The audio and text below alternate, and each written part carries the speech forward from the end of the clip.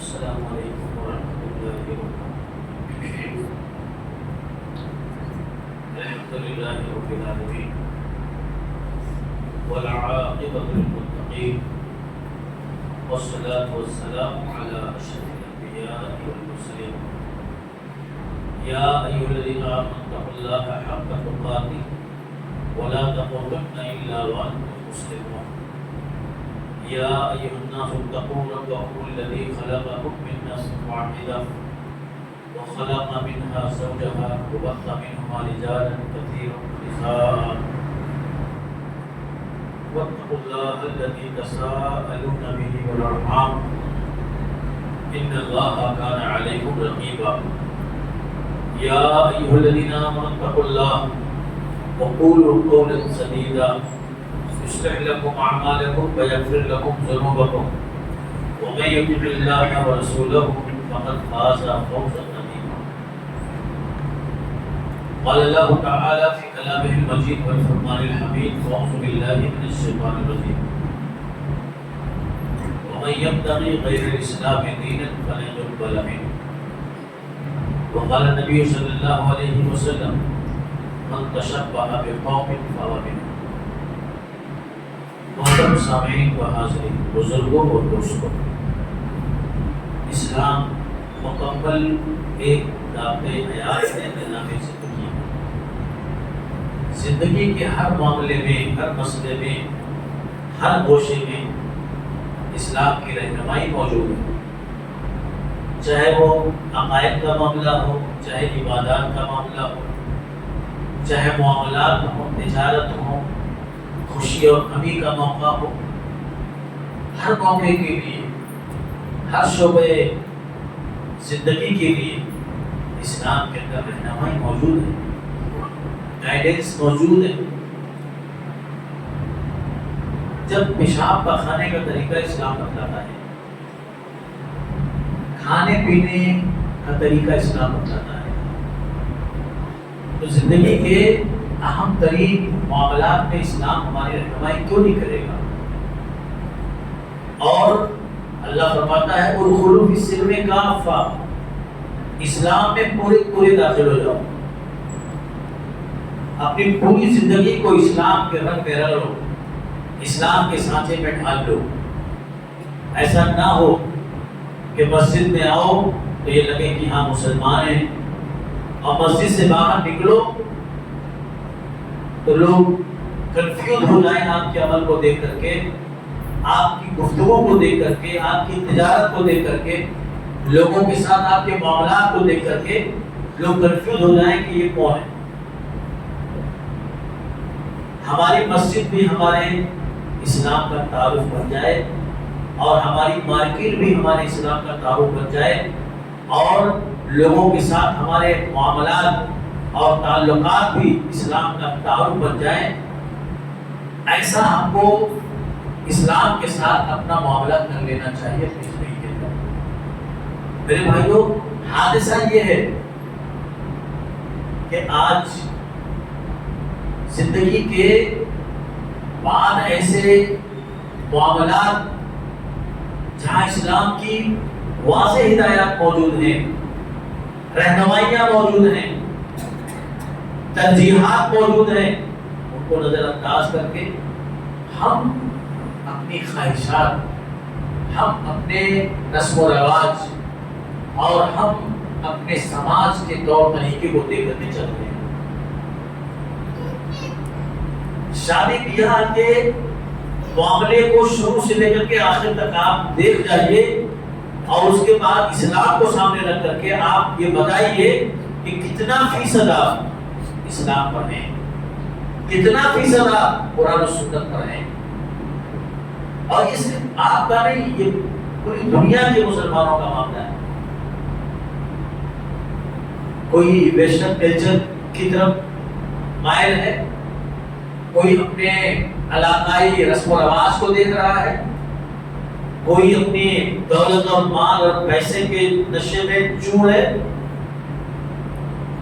آپ بتائیے، آپ پری ویڈنگ یا بیچلر پارٹی، آج یہ ساری چیزیں بھی آ گئی، اور ابھی صرف مخصوص حلقوں میں نظر آ رہی ہیں، لیکن اگر ہم نے اپنے قدموں کو نہیں روکا اور اسلام کے دائرے میں ہم اپنے آپ کو لے کر کے نہیں آئے تو ہمارے یہاں بھی پری ویڈنگ ہوگی، یعنی شادی سے پہلے ایک پارٹی جو امیر کر رہے ہیں، دولت مند کر رہے ہیں، پیسہ زیادہ ہے، کہاں وہاں کہاں پھونکے، اس لیے لاؤ پری ویڈنگ کرنا، کہتے بیٹے کی شادی ہے، شادی سے پہلے ایک کھانے کا پروگرام، ایک جشن، ایک چراغاں، انجوائے کریں گے، انٹرٹین کریں گے، مزہ آئے گا، لوگوں کو پتا چلے کہ یہاں ان کی شادی ہونے والی ہے، اور شادی سے پہلے ایک پارٹی انہوں نے رکھی ہے، بیچلر پارٹی، لڑکیاں دلہن اپنے سرکل کی لڑکیوں کو لا کر کے اور پارٹی کرے، لڑکا اپنے سرکل کے بچوں نوجوانوں کو لے کر کے پارٹی کرے، یہ سب بھی چل رہا ہے اور دھیرے دھیرے بڑھ رہا ہے۔ میرے بھائیوں، ہم کہاں جا رہے ہیں؟ اتنا بہترین، خوبصورت اور اتنا پرفیکٹ دین اللہ نے ہمیں دیا تھا، اور ہم نے اپنے اس دین کو اپنی زندگیوں کے اندر بے قیمت بنا دیا۔ چلیے جہاں ہم نہیں کر سکتے، ہمارے ساتھ مجبوریاں ہیں، اس کی بات ہم نہیں کرتے، لیکن جہاں چیزیں ہمارے اپنے ہاتھ میں ہیں، ہمارے اپنے اختیار میں ہیں، مگر ہم نہیں کریں گے تو کیا ہم کو کوئی مجبور کرے گا؟ کوئی حکومت آئے گی، پولیس آئے گی اور کوئی فوج آئے گی اور کہے گی کہ آپ نے کیوں نہیں کیا، آپ کو کرنا پڑے گا؟ کیا یہ کوئی قانون ہے؟ کیا یہ کوئی سسٹم ہے جس کو کرنے میں آپ کی مجبوری ہے؟ آپ بتائیے، آخر یہ کیا ہے مغنی، اور کیوں یہ بڑھتی جا رہی ہے؟ کیوں اس کو ضروری سمجھ لیا گیا ہے؟ نہیں کریں گے تو کیا آپ کی عزت خاک میں مل جائے گی؟ کیا آپ کا وقار مجروح ہو جائے گا؟ آپ کا فائنانشل اسٹیٹس گر جائے گا؟ کیا کون سی مصیبت آ جائے گی بھائی؟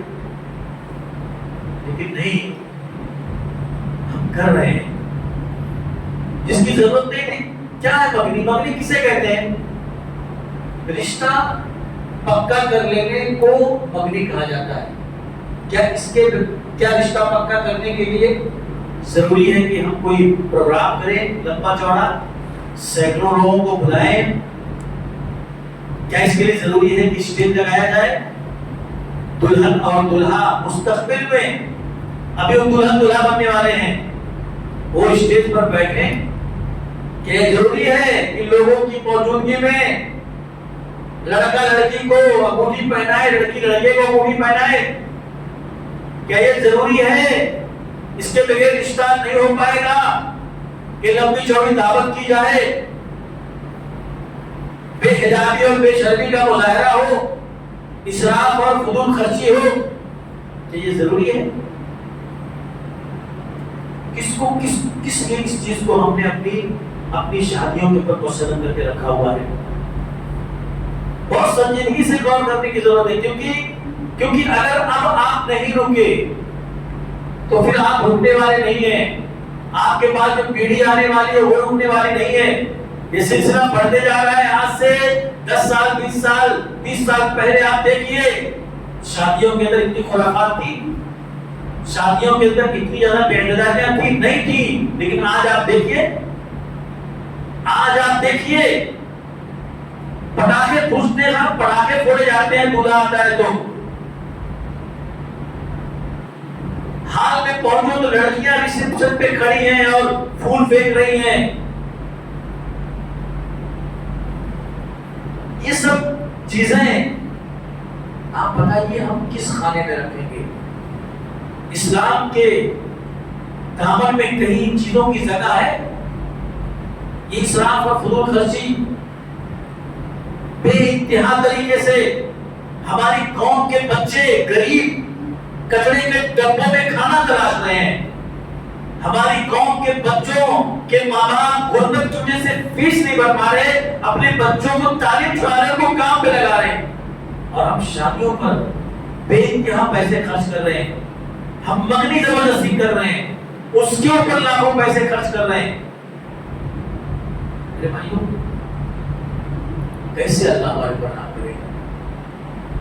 ہم نے اس کے دین کا کیا آشا کر کے رکھ دیا؟ کیسے اسلام نے شادی کا اتنا بہترین اتنا خوبصورت نظام دیا تھا، اتنا خوبصورت نظام کہ یہ شادی ہمارے لیے بات تھی ہی نہیں، ہمارے لیے بوجھ تھی ہی نہیں، ہمارے لیے کوئی مشکل چیز تھی ہی نہیں۔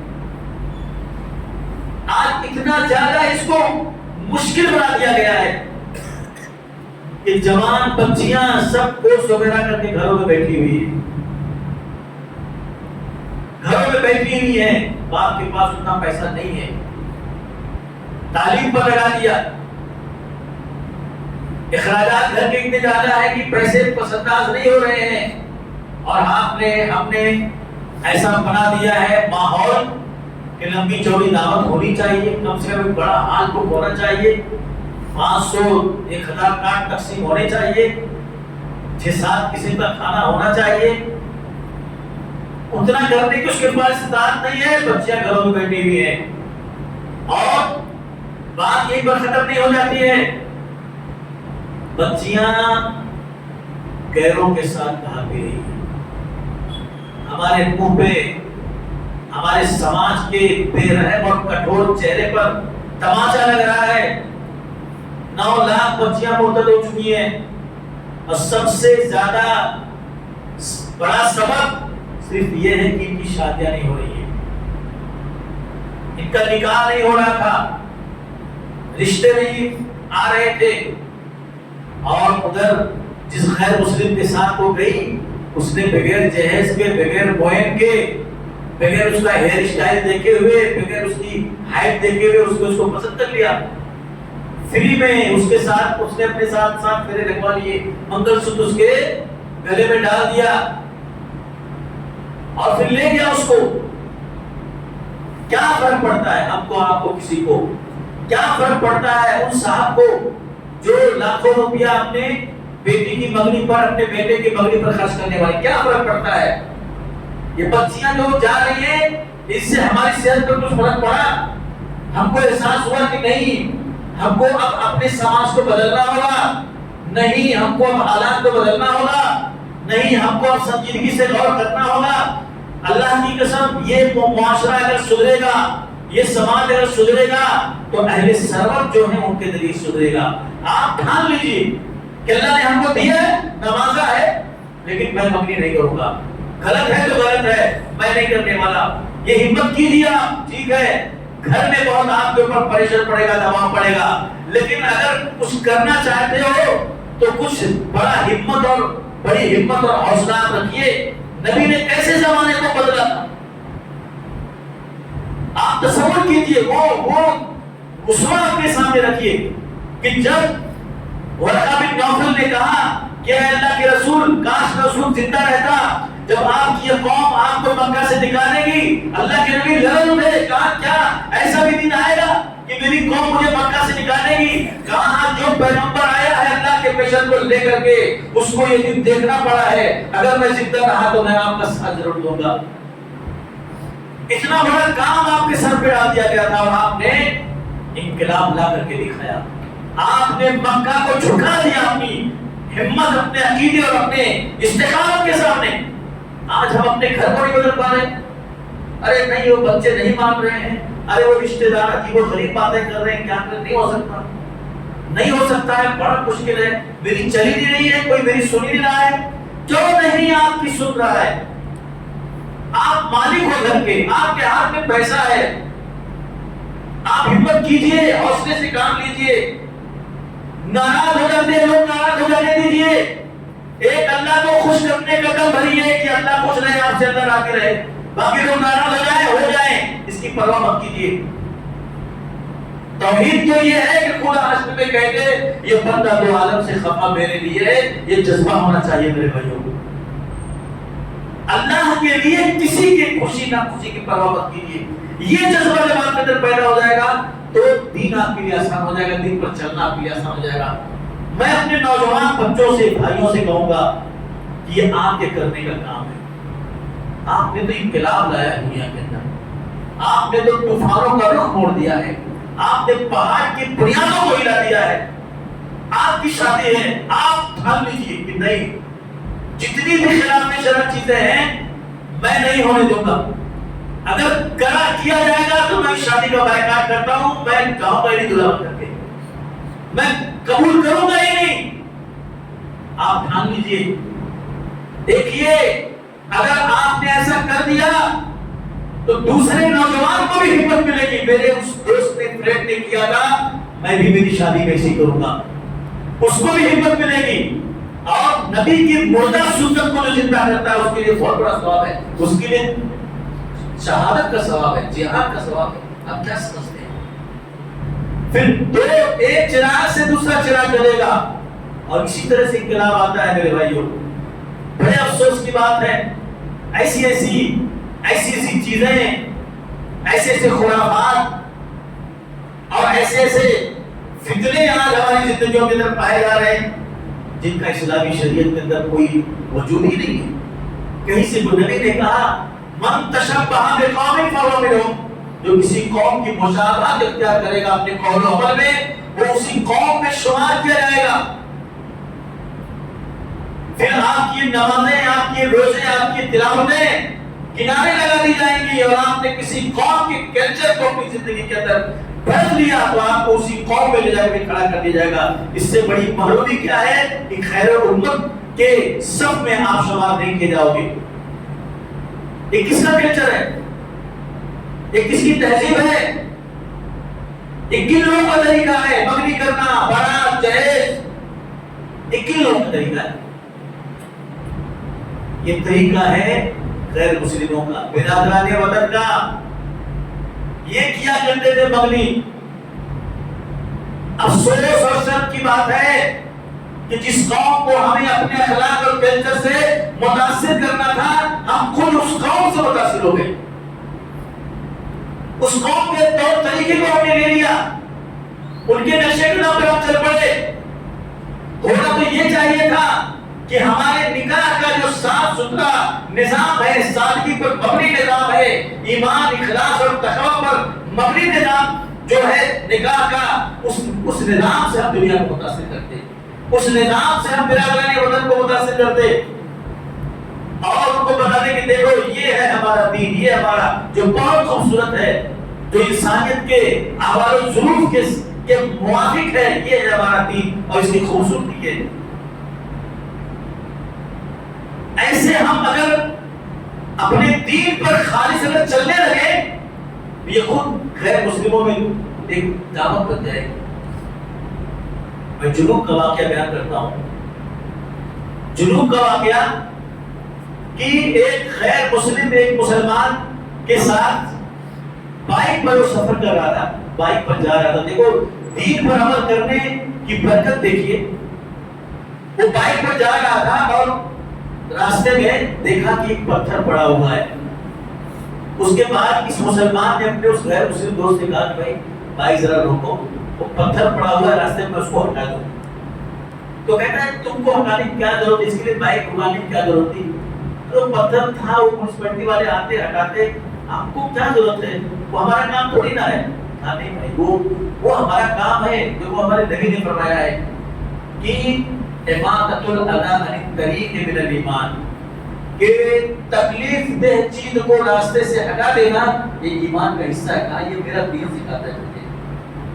آیا یہ تو بہت اچھی بات ہے, اور کیا آپ کا دین سکھاتا ہے؟ تو پھر انہوں نے اس کتابیں دی ان کو, اور اللہ کے نبی کی سیرت پڑھنے کے لیے وہ شخص 2-3 مہینے کے بعد اسٹڈی کیا اور مسلمان ہو گیا. آپ اپنے دین پر صحیح انداز میں چلیں, دیکھیے غیر خود آپ کے اس دین سے متاثر ہو جائیں گے, آپ کے عمل سے متاثر ہو جائیں گے. لیکن ہم نے اپنے عمل سے کیا منظر پیش کیا؟ وہ دیکھتے ہیں کہ جیسے ہماری شادیاں ہوتی ہیں ویسے ان کی شادیاں ہوتی ہیں. وہ دیکھتے ہیں کہ جیسے ہم تجارت کرتے ہیں جھوٹ اور بےایمانی, ویسے یہ لوگ بھی کر رہے ہیں. وہ دیکھتے ہیں جیسے ہم لوگ سود وغیرہ کے معاملات میں ایسے یہ لوگ بھی ہیں. جب وہ دیکھتے ہیں کہ بس ہمارے میں کوئی فرق نہیں ہے تو ان کو ہمارا دین اپیل نہیں کرتا ہے. میرے بھائیو, اسلام نے شادی بیاہ کا جو نظام دیا ہے وہ بڑا خوبصورت ہے، سادگی پر مبنی ہے، یہ نہ امیروں کے لیے جان جوخم ہے، نہ غریبوں کے لیے جان جوخم ہے، یہ سب کے لیے ان کے مطابق راستہ ہموار کرتا ہے۔ لڑکی والے پر تو کوئی خرچ ہے ہی نہیں، سارا خرچ لڑکے کے اوپر ہے، کیونکہ وہ قبول کر کے لا رہا ہے، اس نے ولیمہ اسے کرنا ہے اور مہر اسے دینا ہے۔ یہ مبنی جو آج دھیرے دھیرے فروغ پاتی جا رہی ہے، اب جو ہے شادی بیاہ کا تو وہ ہے ہی مسئلہ، اس سے پہلے یہ مبنی جو ہوتی ہے کہ کسی شادی کے پروگرام سے ہم نے زیادہ لوگ مبنی کے اوپر بھی خرچ کرنے لگے، مبنی کو بھی لمبا چوڑا کرنے لگے۔ یہ تکلف ہم نے پال لیا، یہ تھا ہی نہیں۔ نکاح ہوتا تھا، مبنی نہیں ہوتی تھی، اور اس مبنی کے اندر جتنے خرافات ہیں ایک پردے کی ہے کہ نہیں ہے؟ نوجوان بچیاں وہاں اسٹیج پر موجود ہوتی ہیں، سج سوار کر سب آتی ہیں، اور بے حجابی اور بے پردگی کا مظاہرہ ہوتا ہے۔ دولہے کی طرف سے لڑکے بھی ہوتے ہیں، اور بہت سارے مواقع ہوتے ہیں یہاں پر بے حجابی کے، بے حیائی کے، اور یہ فروغ پاتے جا رہے ہیں۔ اس کے ذمہ دار ہم ہیں، کیونکہ ہم اس کو باقی رکھے ہوئے ہیں، زندہ رکھے ہوئے ہیں، اور ہر آدمی کر کے اس کو فروغ دے رہا ہے۔ ایک آدمی اگر بند کرے ابھی دیکھیے دوسرے لوگ بھی بند کرنا شروع کر دیں گے، اور وہ جو پہلے بند کرے گا، وہ جو پہلے اپنے آپ کو روکے گا، حقیقت میں بعد میں جتنے لوگ اس چیز کو بند کریں گے ثواب اس کو ضرور ملے گا۔ کسی منکر اور شر کو ختم کرنے والا دراصل ان تمام لوگوں کے عمل کا ثواب پاتا ہے کہ اس کے بعد اس کے اوپر عمل کرتے ہیں۔ یہ اللہ کے نبی صلی اللہ علیہ وسلم کی حدیث ہے، فرمان ہے اللہ کے نبی صلی اللہ علیہ وسلم سے۔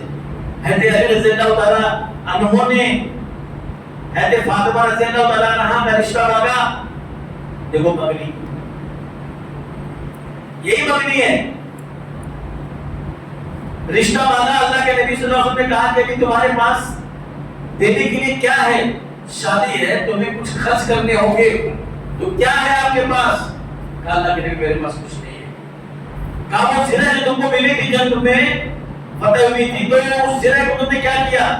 کہا وہ تو رکھا ہے۔ تو اللہ کے نبی نے وہ زرہ بچوایا ہوگا، اور اس زرہ کے بیچنے کے بعد جو پیسہ اسے ملا اس سے کچھ چیزیں کو خرید کر کے دی، اور اسی سے نکاح ہوا حضرت علی رضی اللہ عنہ کا۔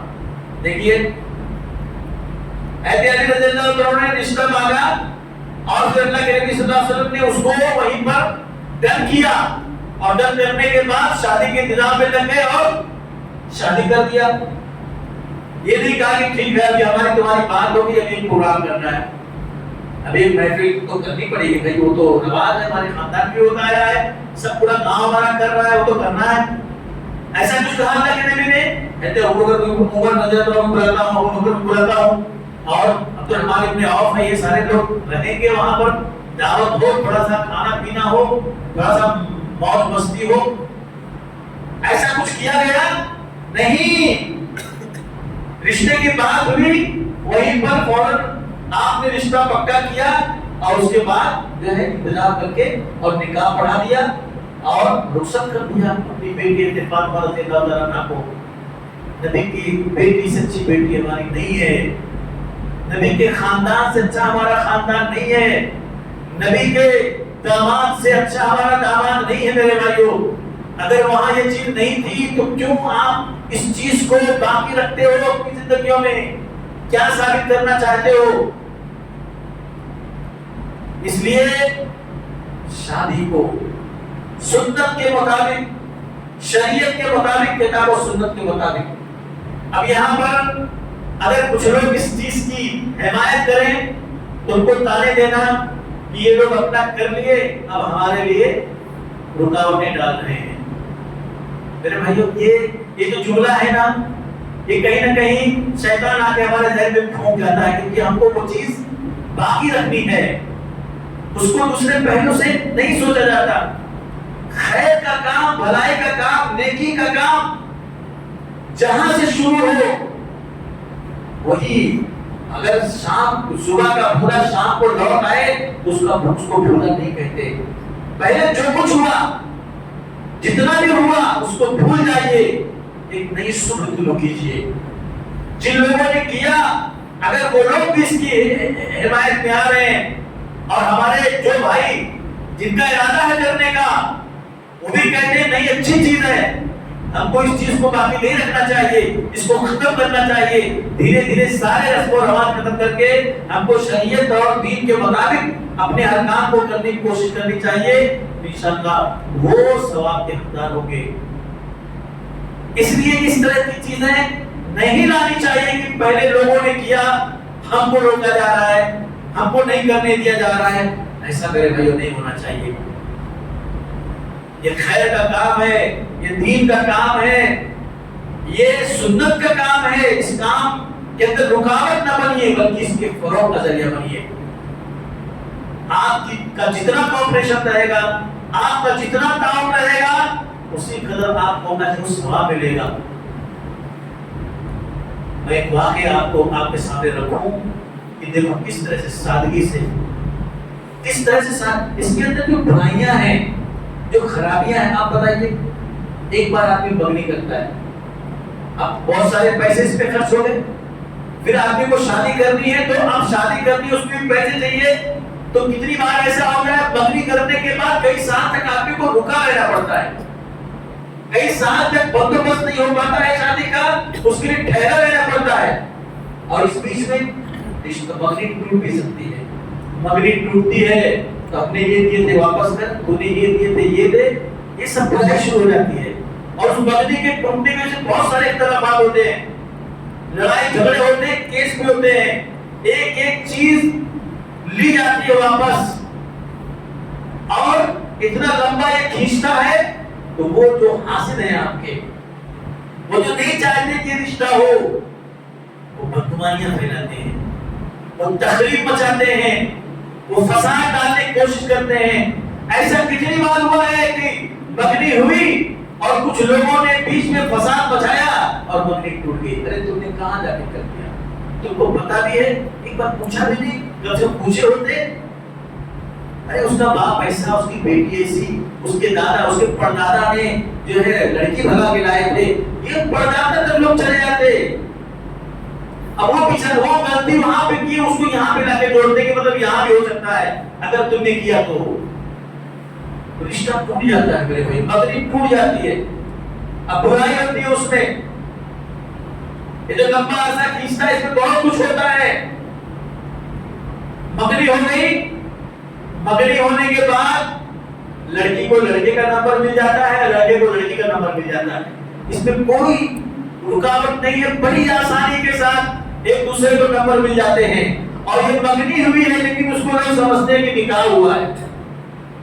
راتوں رات بات, یہاں تک کہ بعض مقامات پر ملاقات بھی ہوتی ہے, تحفے تحائف بھی دی جاتے ہیں, سیر و تفریح بھی کی جاتی ہے. یہ جو بغنی ہوتی ہے نکاح نہیں ہے. ابھی بھی وہ لڑکا وہ لڑکی ایک دوسرے کے لیے محرم ہے, ایک دوسرے کے لیے غیر محرم ہے.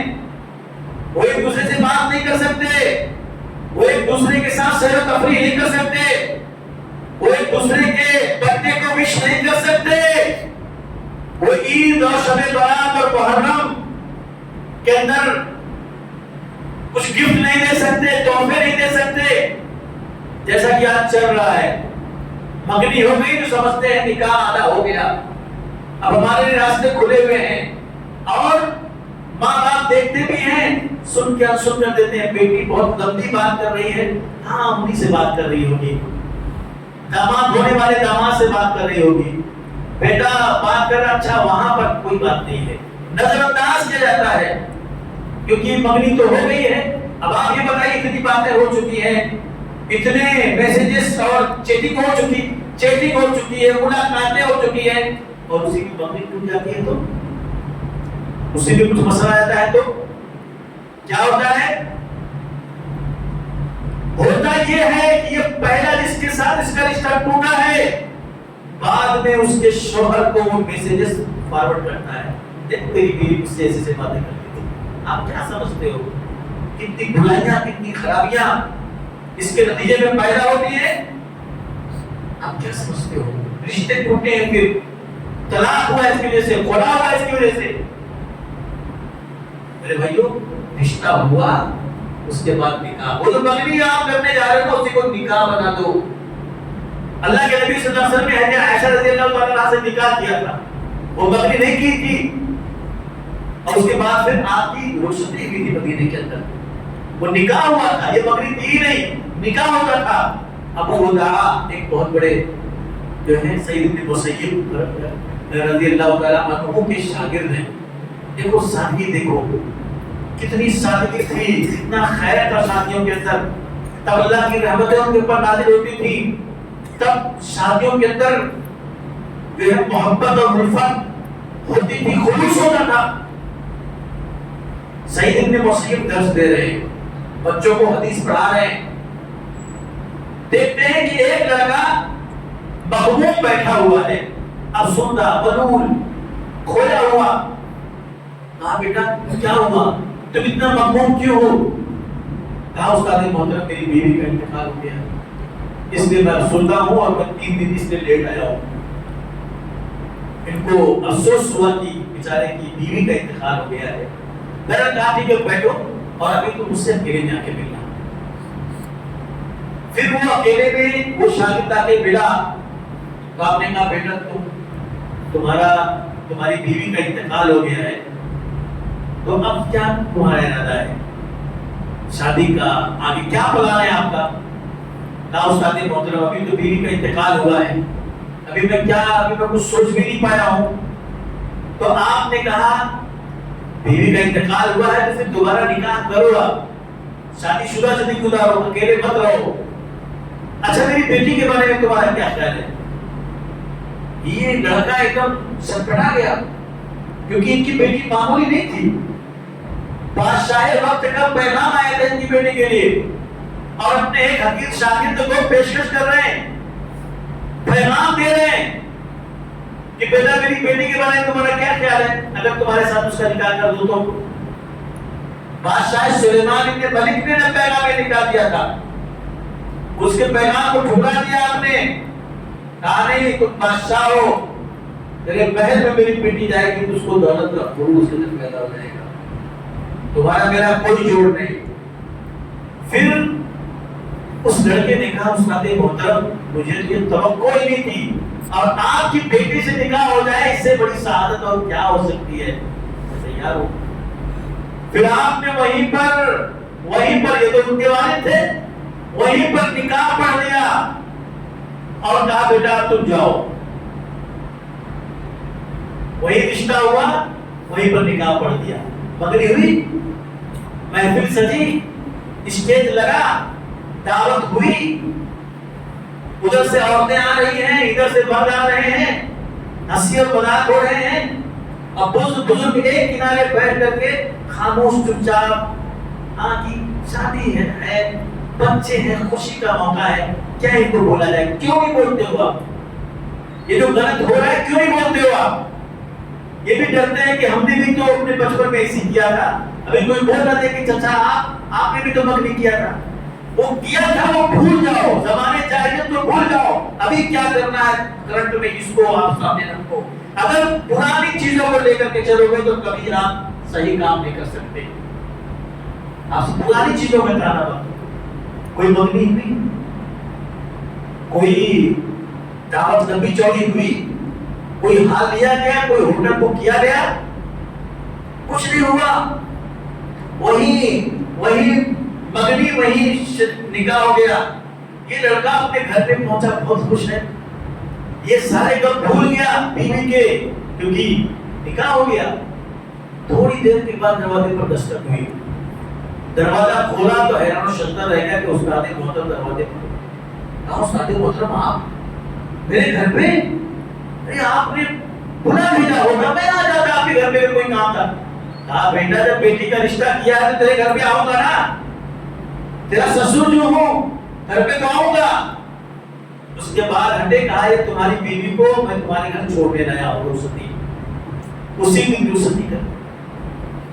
یہ شادی، یہ نکاح اتنی سادگی سے کرو وہ پیسے جو شادیوں میں اتھا دھوم دھام لٹاتے ہیں میرے بھائی، دیکھیے سارے پیسے بچ جائیں گے، ایک اور پلاٹ خرید لیجیے، ایک اور بنگلہ بنوا لیجیے، اور زمینیں خرید لیجیے، کیوں لٹا رہے ہو؟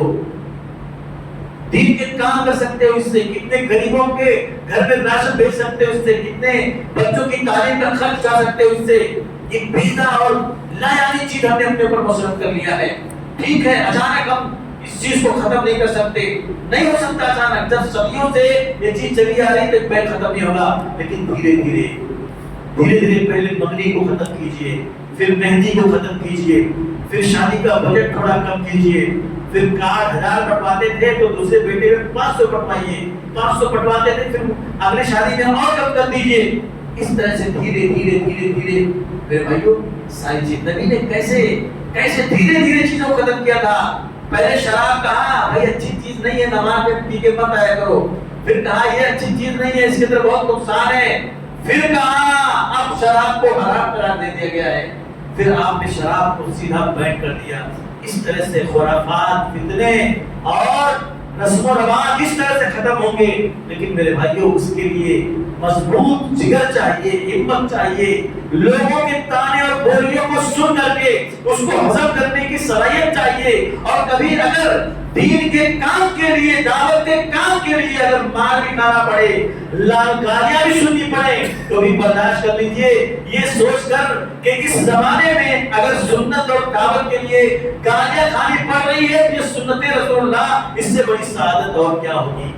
اس لیے میرے بھائیوں ضرورت اس بات کی ہے کہ ہم اپنے دین کو، اپنے قرآن کو، اپنے نبی کے اسوے کو اپنائیں اور اس کی سائے میں زندگی گزاریں، اور اپنی زندگی کو خیرات و برکات سے امتناع کریں۔ اللہ سے دعا ہے کہ اللہ ہمارے دل و ایمان پیدا کرے، تقویٰ پیدا کرے، کتاب و سنت کی تعلیمات کو روشنی میں زندگی گزارنے کا فرمائے۔ سبحانک اللہم و بحمدک، اشہد ان لا الہ الا انت، استغفرک و اتوب الیک۔